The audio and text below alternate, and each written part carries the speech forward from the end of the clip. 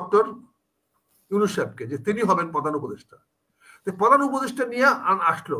প্রধান উপদেষ্টা আসার পরে সরকার কি হবে, এই যে অন্তর্বর্তীকালীন শব্দটা ব্যবহার করলেন প্রধান শিব অমিত শাহ, এটি রয়ে গেল। তারপরে আসিফ নজরুল বক্তব্য দেয়, তারপরে এই সরকার তো সমন্বয়ক ছাড়া, এই সরকার তো সমন্বয়কদের ছাড়া ঘর থেকে বেরোতে পারবে না। এই সরকারে কি ক্ষমতা আছে? পুলিশের ক্ষমতা আছে দেশে? হয় তাহলে আমি জুনের মধ্যে নির্বাচন করতে পারবো। আজকে আবার ইউকে বলতেছে আমি রেডি, এনি সময় নির্বাচন করাতে পারবো, এনি রেডি, এনি টাইম নির্বাচন করাতে পারবো, ইউ সহযোগিতা করবে। তাহলে মন্টু ভাই, রশিদ ভাই বলেন, আসলে বিএনপির জন্য হালে পানি পাওয়ার তো কিছু নাই। বিএনপি তো পুরা পানি হালে আছে, তার তো ফুল স্পিডে চালাইতে পারে। তারপরও কেন করছে? মানে বিএনপি সমালোচনা বন্ধ করার জন্য? এটা তো একটা বিএনপির আমি মনে করি একটা ভালো পদক্ষেপ, দেশে সবাইকে ঐক্যবদ্ধ করার চেষ্টা করছে। সবাইকে আমরা একটা রাষ্ট্রের জন্য, দেশের জন্য সবাইকে যেন এক জায়গায় নিয়ে আসতে পারি। এর অনেক বিচ্ছিন্ন অনেক লোক ভালো চিন্তা করে, কিন্তু সেটা তো কার্যকরী করে না। মনে করেন যে মহসিন ভাই একজন এক্সপার্ট ইন দিস বাংলাদেশ রাজনীতিতে, কিন্তু তার তো ধর রাজনৈতিক ভাবে গণতান্ত্রিক পদ্ধতিতে হয়তো তাকে সংসদে এসে নেতৃত্ব দেওয়ার সুযোগ নাই। কিন্তু আজকে একটা বড় দলের সঙ্গে যদি উনি একটা কোয়ালিশন করে বা একটা সম্পর্কিত হয়, তাহলে ওনার যে উইজডমটা, ওনার যে এক্সপিরিয়েন্সটা, এটা জাতি কাজে লাগাতে পারে। ওনার 1 ঘন্টা জাতির প্রতি যে কাজটা করবে, আমাদের অনেকের পক্ষে তো 1000 ঘন্টা সেটা করতে পারবো না। কাজে একটা বড় দল যে এরকম একটা ওপেন মাইন্ডেড হয়ে গেছে, একটা বড় দল যে সবার সঙ্গে কথা বলার চেষ্টা করছে, আজকে তারা গিয়ে বিভিন্ন দলের সঙ্গে 10 দফা 7 দফা 5 দফা 20 দফা বিভিন্ন যেটা সমঝোতা করার চেষ্টা করছে, এটা কিন্তু রাজনৈতিক ভালো বাতায়ন বলে আমি মনে করি, এটা ভালো ফল আনবে। আর নির্বাচনের ব্যাপারে বলছেন, আমি একটা কথা বলতে চাই এখানে, আমি জানি না আপনারা কিভাবে নেবেন। অন্তর্বর্তীকালীন সরকার কিন্তু কোন নিরপেক্ষ সরকার নয়। অন্তর্বর্তীকালীন সরকার কিন্তু নির্বাচন দেওয়ার জন্য আসে নাই। অন্তর্বর্তীকালীন সরকার কিন্তু দুইটা সরকারের মাধ্যমে বীজ স্থাপন করার জন্য আসে নাই। অন্তর্বর্তীকালীন সরকার আসছে একটি সরকারের ব্যর্থতার মধ্যে, সে সরকার গঠন করেছে বাই প্রোক্লামেশন। সে কোন রকম ভোটিং বা কারো প্রেসিডেন্টের অ্যাপয়েন্টমেন্টে সে প্রাইম মিনিস্টার হয় নাই। আপনি জানেন প্রাইম মিনিস্টার হইতে হলে প্রধানমন্ত্রীর প্রেসিডেন্ট অ্যাপয়েন্টমেন্ট করে প্রাইম মিনিস্টারকে।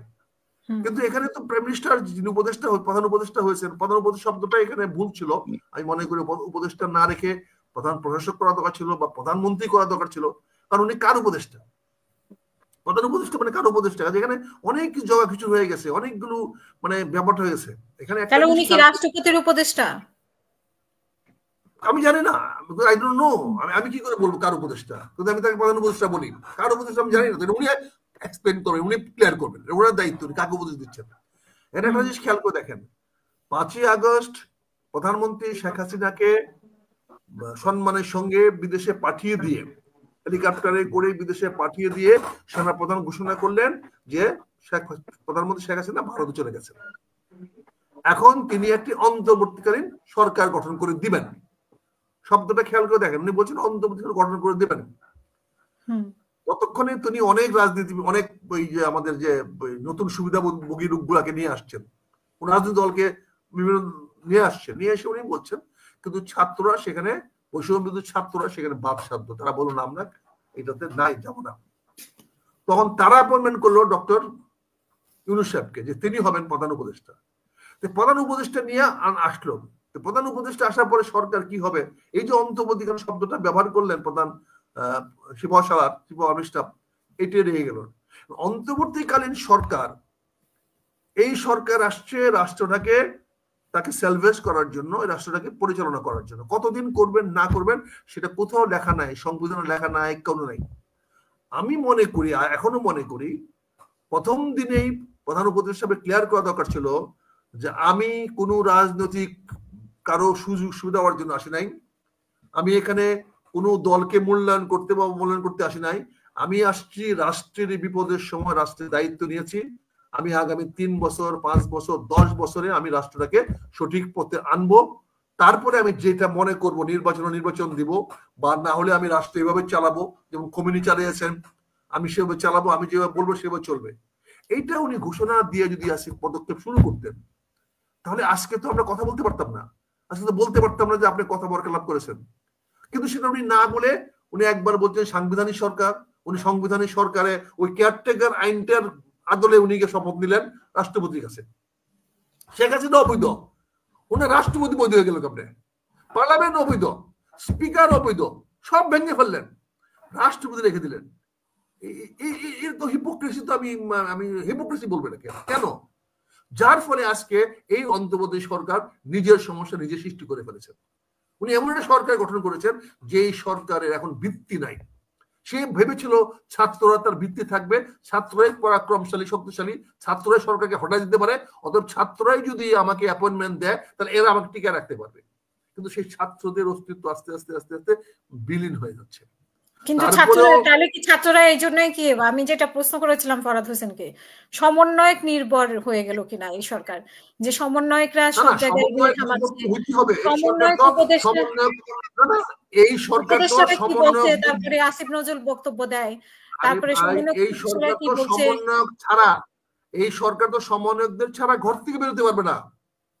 এই সরকারে কি ক্ষমতা আছে? পুলিশের ক্ষমতা আছে দেশে? সেনাবাহিনী সরকারি প্রোটেকশন দিবে কতদিন? আপনি দেখেন না, আপনারা যারা কথা বলে শুধু পুলিশের মধ্যে বলেন, ক্রাউডের মধ্যে কজন গেছেন? একবার দেখেন না সচিবালয়ে গিয়ে কি অবস্থা হয়েছে?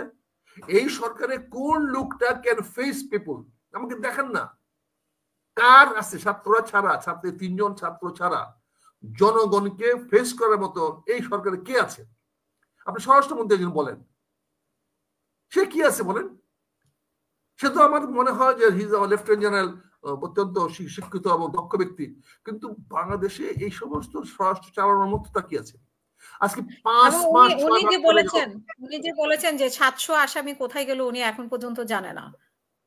উনি যখন জানে না, উনি না যখন জানে না, তখন কি ওনার নৈতিক ক্ষমতা আছে, নৈতিকতা অ্যালাউ করে to remain as a minister, to his adviser?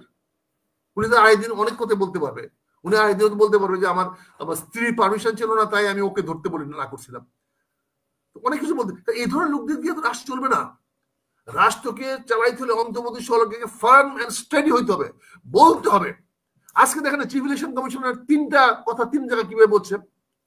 গতকালকে বলছে আমি ডিসেম্বরের মধ্যে যদি আমাকে নির্বাচন করতে বলা হয় তাহলে আমি জুনের মধ্যে নির্বাচন করতে পারবো। আজকে আবার ইউকে বলতেছে আমি রেডি, এনি সময় নির্বাচন করাতে পারবো, এনি রেডি, এনি টাইম নির্বাচন করাতে পারবো, ইউ সহযোগিতা করবে। তাহলে মন্টু ভাই, রশিদ ভাই বলেন, তাহলে হোয়াট ডু ইউ ডিক্লেয়ার নির্বাচন হবে, সুযোগ দিতে বলেন সরকারকে নির্বাচন ডাকতে বলেন।